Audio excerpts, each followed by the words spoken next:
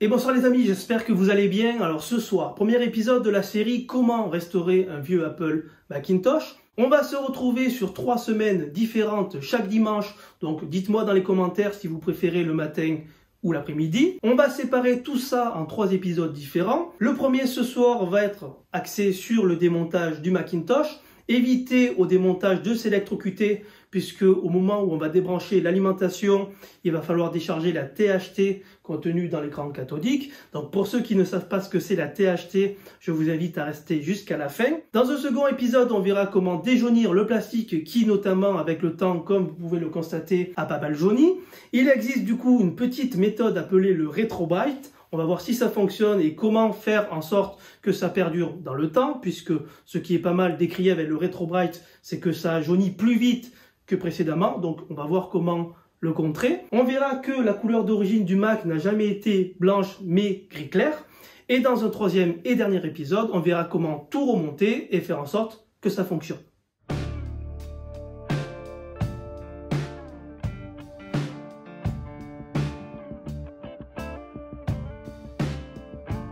Alors, première étape, le démontage. Là, pour l'exemple, j'ai pris un Macintosh 512K, mais vous allez voir que dans les autres épisodes, c'est pas forcément celui-là qui va être, on va dire, pris pour exemple. C'est exactement pareil que ce soit un 128K, un 512, un Macintosh Plus, un classique 2, un Performa 200. Donc, on va avoir besoin de tournevis Torx et surtout des tournevis rallongé comme vous pouvez le constater. Pour les références, je vous mettrai tout ça dans la description de la vidéo YouTube. Donc selon les Macs, ça va être soit du T15, soit du T20. Mais il faut savoir que généralement d'origine c'est du T15. On va utiliser en fait ce dernier pour démonter 1, 2, 3 et 4 vis. Selon les Macs, il y a une dernière petite vis cachée derrière cette petite languette. Donc il faut penser surtout à la défaire.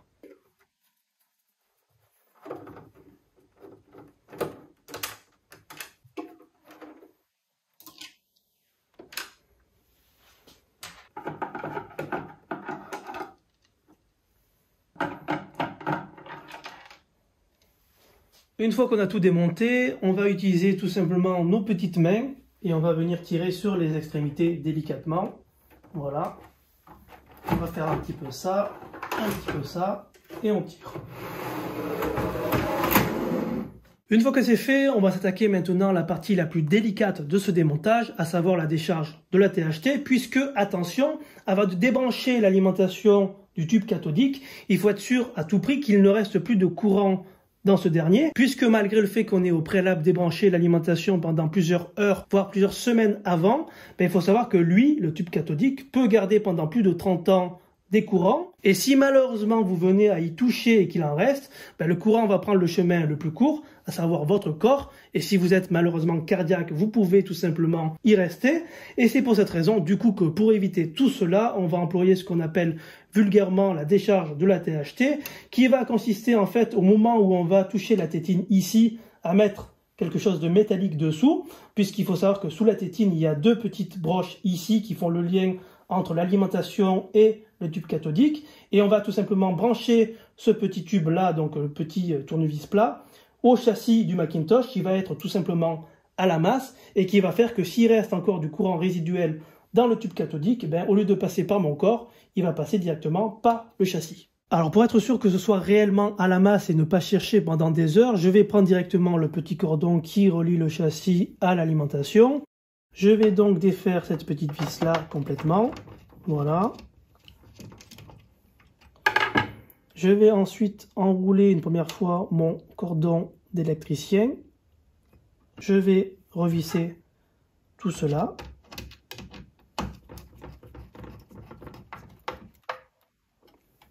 Une fois que c'est fait, maintenant, je vais enrouler mon tournevis dans le câble électrique et je viens délicatement soulever la membrane sans évidemment l'endommager. Voilà. Je m'assure de bien toucher les 2 petites pattes métalliques au fond. Si ça vient à faire tic, ça veut dire que tout simplement l'écran cathodique était encore chargé. Là, ça l'a pas fait, donc on peut y aller en toute sécurité maintenant. Je peux m'aider du tournevis pour soulever une petite patte et du coup faciliter le retrait. Voilà. Et maintenant, on peut totalement tout démonter.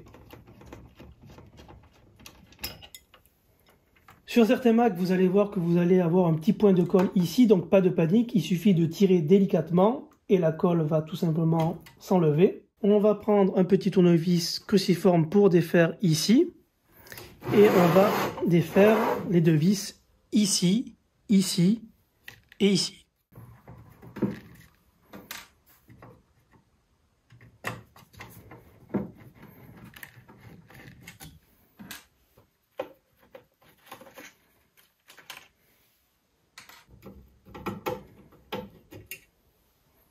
Une fois que c'est fait, on vient retirer maintenant les deux câbles qui relient la carte mère. Donc on tire vers le haut le petit câble, voilà. Pour le second de l'alimentation, il va falloir soit prendre vos petits ongles, soit prendre un tournevis plat, tirer vers soi la petite lèvre et tirer vers le haut le câble, voilà, qui va tout simplement sortir. On tire maintenant la carte mère vers soi. Alors attention, sur d'autres Macintosh, vous pouvez avoir d'autres connecteurs supplémentaires, notamment le ventilateur. Là, il faut savoir que sur le 512, il n'y en a pas. Il n'y a pas également de disque dur. On s'occupe maintenant de l'alimentation, donc on la soulève légèrement, on la tire légèrement vers soi, délicatement, et on vient, je vais vous montrer de plus près, tirer le petit câble vers soi. Maintenant, on va déposer l'écran, donc je vous invite à tourner comme ceci, à mettre une petite protection dessous pour ne pas rayer le plastique ni l'écran. Être sûr qu'il n'y a plus de vis dans les parages. Vous inclinez ensuite le Mac. Et maintenant, vous venez défaire les trois petites vis restantes. Donc ici, ici et ici. Maintenant, je le soulève délicatement. Voilà. Je peux remettre le châssis droit. Et je peux reposer l'écran. Pour défaire maintenant la plasturgie, il va falloir défaire ici, ici, ici et dessous. Donc vous avez une vis ici, une vis ici.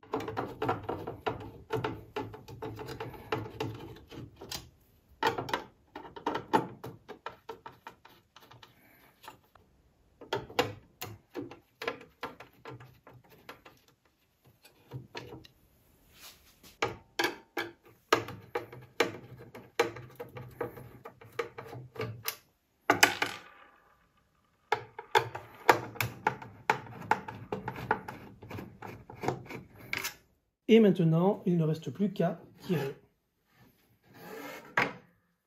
On va maintenant s'occuper de la partie avant et retirer le logo, puisque lorsqu'on va nettoyer et frotter avec une éponge, ça risque d'endommager ce dernier. Donc, pour éviter cela, on va le retirer. Au dos, vous avez ici un petit trou qui va correspondre tout simplement à un petit cure-dent ou ici une petite pointe. Vous mettez la pointe dans le trou et vous poussez délicatement. Pour décoller maintenant les logos à l'arrière ici, et ça c'est uniquement valable pour les 128 et les 512K, il faudra faire exactement le même principe que pour le logo avant. On a à l'arrière deux petits trous, on vient y mettre un petit trombone ou une tige très fine, on pousse délicatement et ça s'enlève. Après on s'occupe du châssis, on va désolidariser le lecteur disquette du châssis. Alors pour ce faire vous avez dessous deux petites vis ici et ici. Une fois que c'est retiré, il suffit de remettre le châssis à plat, voilà, et vous tirez, tac, et c'est enlevé. Maintenant, on va venir démonter et nettoyer le lecteur disquette. Donc pour ce faire, on défait ici, ici, ici et ici. Je vous conseillerais d'utiliser uniquement une bombe d'air sec, puisque le compresseur va être beaucoup plus violent en air et beaucoup plus humide.